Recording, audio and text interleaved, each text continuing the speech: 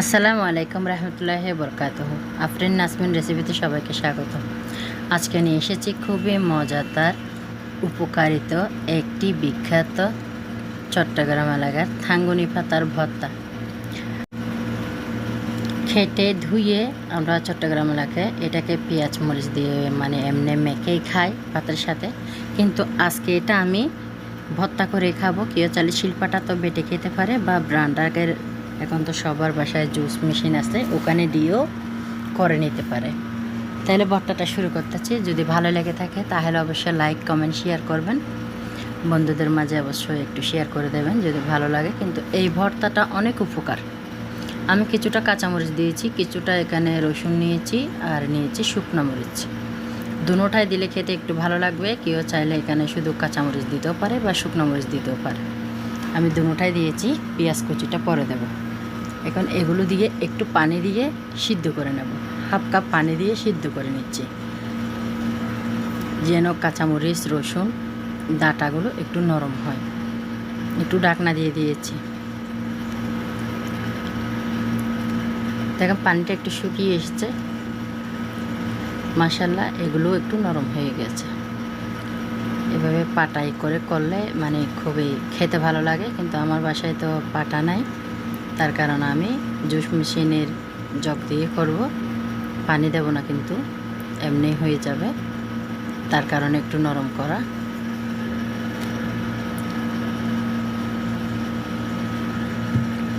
পেঁয়াজ কুচিটা দিয়ে দিয়েছি। এখানে বড় সাইজের একটা পেঁয়াজ দিতে হবে।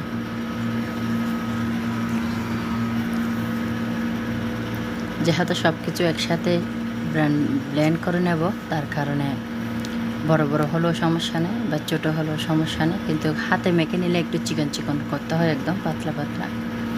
পেঁয়াজটা ভালো করে নাড়াচাড়া করে নিচ্ছি। থানকুনি পাতার যে কতটুকু উপকারিতা সেটা বলার ভাষা নাই। আপনার এই থানকুনি পাতা খেলে একটা জিনিস হয়, সেটা এই প্রেশার নিয়ন্ত্রণে থাকে। দ্বিতীয়ত আপনার পেটটা সবসময় ঠান্ডা থাকে। যাদের পায়খানা হয়, এই যে বাচ্চাদের বাংলাদেশে এই ডায়রিয়া হয়, তখন এই থানকুনি পাতা দিয়ে যদি ভাত খেলে ভালো হয়ে যায়। ছোটো বাচ্চারা তো খেতে পারে না, যারা দুধের শিশু তারা মায় খেতে পারে, বা যারা ভাত খেতে পারে তাদেরকে এটা দিলে খুবই ভালো।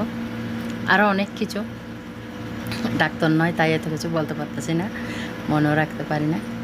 এখানে দিয়ে দিচ্ছি একটু আমি ভাজা করা শুটকি মাছ। কেউ চাইলে ওটা না দিলেও চলবে, কিন্তু দিলে খেতে অনেক ভালো লাগে। তাই ট্রাই করলে বুঝতে পারে কোন জিনিসটা ভালো না মন্দ। না করার আগে যদি কেউ যদি নাক ছিটকে মেরে এগুলো খাওয়া যায় কি, এগুলো কেমনে খায়, যারা না এই কথা বলে তারা আরও বেশি বেশি খায়, মানে সামনে খায় না পিছনেই খায়। ওই একটা কথাই আছে না, হাতে খায় না দাঁড়ায় খায়, ঠিক এইভাবে। ভর্তাটা কেউ ভালো লাগলে ট্রাই করে তারপর বুঝবে। এখন আমি এটা করে ফেলেছি এই জগে, দেখেন মাশাল্লাহ কত সুন্দর হয়েছে। ফ্রাই প্যান দিয়ে দিয়েছি। এবার এখানে অবশ্যই দিতে হবে সরিষার তেল। সরিষার তেল না দিলে টেস্টটা ভালো আসবে না। যদি সরিষার তেল বাসায় না থাকে তাহলে এই সয়াবিন তেল দিয়েই একটু করে নেবে, কিন্তু সরিষার তেল দিলে আজটা একটা জাস খেতে ভালো লাগে। এই পর্যায়ে এখন দিয়ে দেব একটু ভিজা ভিজা, যেটা দেখতেছেন এটা একদম শুকনো শুকনো করে নেব। এখানে একটু ভালো করে নাড়াচাড়া করে নিচ্ছি আমি।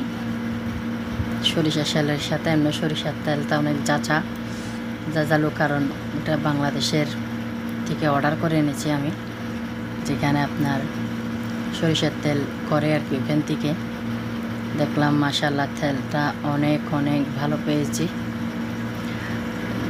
ওই ঘরের বাজার, হ্যাঁ মনে পড়েছে, ঘরের বাজার থেকে ওনার যে জিনিসগুলো এনেছি সব প্রোডাক্টসগুলো অনেক ভালো ছিল।